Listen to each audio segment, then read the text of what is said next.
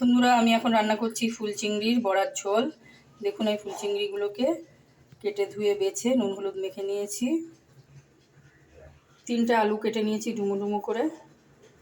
আর এখানে দেখুন মটর ডাল আর ছোলার ডাল, হাফ কাপ মটর ডাল হাফ কাপ ছোলার ডাল ভিজিয়ে রেখেছিলাম মিক্সড করে, সেগুলো ফুলে গেছে। এবার আমি জল ঝরিয়ে নিয়েছি। এখন আমি এই ডালটাকে বাটা করব। বন্ধুরা দেখুন, আমি একা হাতে ভিডিও করছি বলে আমি সব কিছু দেখাতে পারছি না, তাই আমি মিক্সি বোলের মধ্যে ডালগুলো দিয়ে তার ভেতরে কী কী লাগবে আমি আলাদা আলাদা করে দিয়ে আপনাদেরকে দেখাচ্ছি। হাফ চামচ লঙ্কার গুঁড়ো, হাফ চামচ জিরের গুঁড়ো, হাফ চামচ ধনের গুঁড়ো, পরিমাণ মতো লবণ, পরিমাণ মতন হলুদ দিয়ে এখন আমি এগুলোকে পেস্ট করব।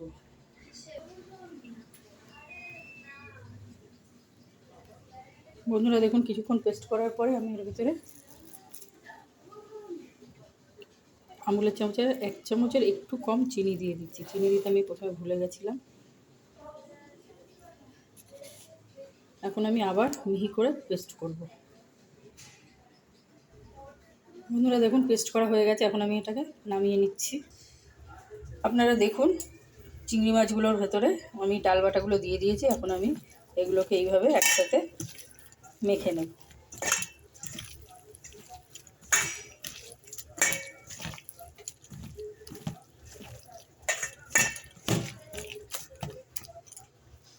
দেখুন, মাখা হয়ে গেছে। এখন আমি এগুলো কড়াইতে তেল দিয়ে ভাজবো, বড়া করে করে ভাজবো।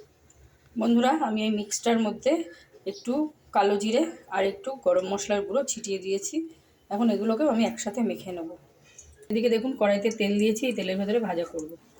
আপনারা দেখুন, কড়াইতে তেল গরম হয়ে গেছে। এখন আমি তেলের ভেতরে এই বড়াগুলো একটা একটা করে ছাড়ি।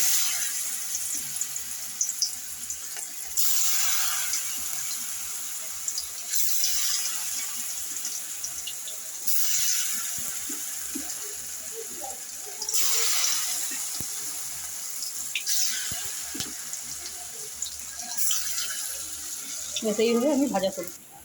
বন্ধুরা দেখুন, বড়াগুলো ভাজা হচ্ছে। এখন আমি উল্টে দেব। বন্ধুরা দেখুন, বড়াগুলো ভাজা হয়ে গেছে, আমি তুলে নিয়েছি। এইভাবে আমি সব বড়াগুলো ভেজে নেব। বন্ধুরা দেখুন, আমি সব বড়াগুলো ভেজে তুলে নিয়েছি। দেখুন, কড়াইতে তেল দিয়েছি। এই তেলের মধ্যে এখন ফোড়ন দেব। জিরে, একটা গোটা শুকনো লঙ্কা ভাগ করে নিয়েছি, 2টো এলাচ, একটা দারচিনি আর 2টো তেজপাতা। দেখুন, আমি ফোড়নগুলো সব দিয়ে দিলাম। দেখুন, ফোড়নগুলো ভাজা হচ্ছে।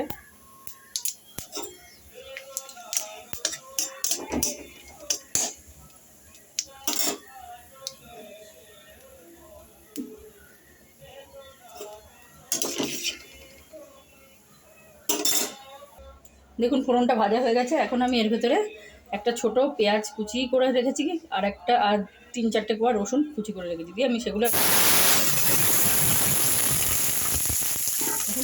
আমি ভাজা করব। আর এইদিকে দেখুন, আমি মশলাটা করে নিচ্ছি। মশলায় নিয়েছি পেঁয়াজ, রসুন, আদা, নিয়েছি জিরের গুঁড়ো, লঙ্কার গুঁড়ো, ধনের গুঁড়ো। এগুলো আমি এখন পেস্ট করব। আপনারা দেখুন, পেঁয়াজগুলো আমার অল্প ভাজা হয়ে গেছে। এখন আমি এর ভেতরে এই আলুগুলো দিয়ে দিচ্ছি, কেটে রাখা আলুগুলো। তার মধ্যে দিয়ে দিচ্ছি 1 চামচ হলুদ, 1 চামচ নুন, ছোটো চামচে। এখন আমি এই একসাথে এগুলোকে আবার ভাজা করে দিচ্ছি।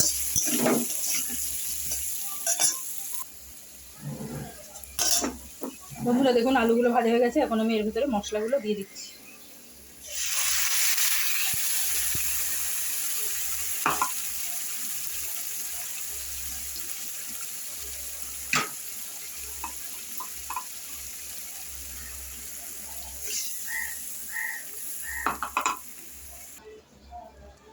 বন্ধুরা দেখুন, এই মশলাটার ভেতরে এবার আমি 1 চামচ লবণ,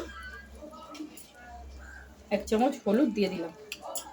এখন আমি এটাকে এইভাবে কষাবো। লবণ আর দেবো না, লবণ যদি লাগে পরে টেস্ট করে আবার দেবো।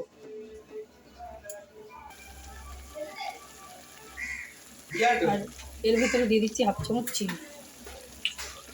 এখন আমি এটাকে এইভাবে কষাতে থাকবো যতক্ষণ না তেল ছাড়ছে।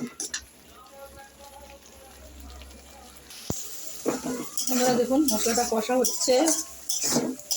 কষা হয়ে গেলে আমি জল দিয়ে দেবো। বন্ধুরা দেখুন, মশলাটা কষা হয়ে গেছে, আমি এবার জল দিয়ে দিচ্ছি।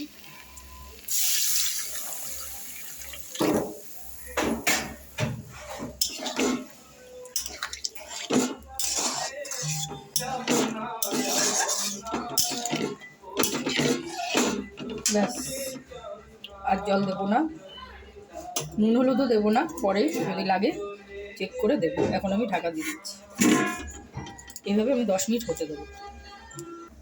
বন্ধুরা দেখুন, ঢাকা চাপা খুলে দিয়েছি, আলুগুলো সেদ্ধ হয়ে গেছে। এখন আমি এর ভিতরে বড়াগুলো দিয়ে দিচ্ছি। বড়াগুলো দিয়ে একটু নাড়াচাড়া করে দিলাম। এখন আমি এই ঝোলটাকে একটু ফুটতে দেবো,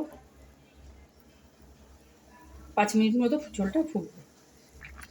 বন্ধুরা দেখুন, ঝোলটা আমার হয়ে গেছে। এখন আমি এর ভিতরে গুঁড়ো গরম মশলা দিয়ে একটু নাড়াচাড়া করে নামিয়ে দেবো।